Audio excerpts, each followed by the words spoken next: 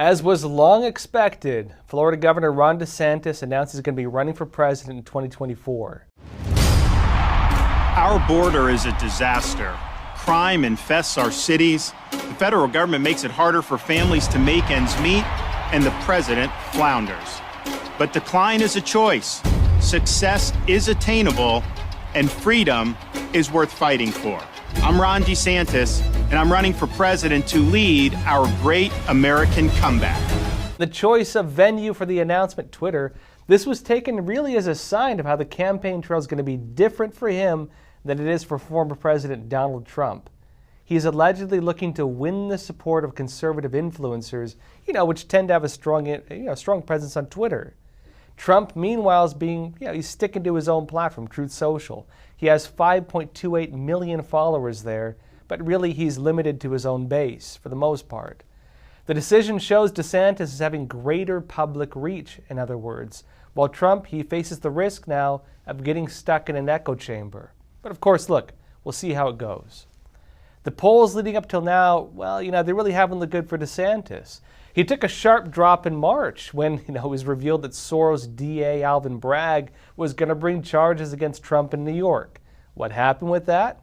Well, look, others, including even Vice President Mike Pence, who really did not like Trump, he's been pretty critical of him lately, came out to criticize the charges against Trump. But DeSantis, what did he do? Well, look, he stalled. And the long wait was taken as a sign of not standing up against what's being viewed by a lot of his supporters as politicized charges. Now, of course, that was before DeSantis announced an official run. He's now going to have the chance to campaign and really to try to win support. So the polls don't reflect his campaign because his campaign just started. Now, as DeSantis jumps on the campaign trail, though, he's also going to be able to really, push his position. And being the governor still of Florida, he can keep his position as governor as well, thanks to a decision last month from the Florida legislature. This gets rid of the old rule that would have forced him to resign if he wanted to run for president.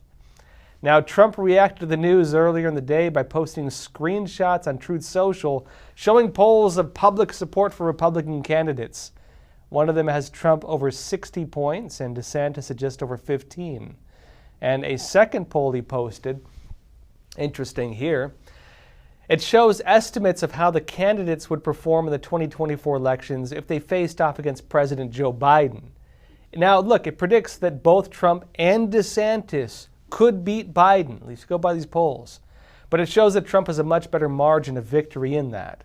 It predicts DeSantis is up to a 14% lead over Biden, while Trump has up to a 36% lead. Now, look, polls are just polls. We've seen repeatedly that they don't always reflect how people actually vote when it comes down to it. But with DeSantis joining the race, he is projected to be a real contender to Trump for the Republican nomination.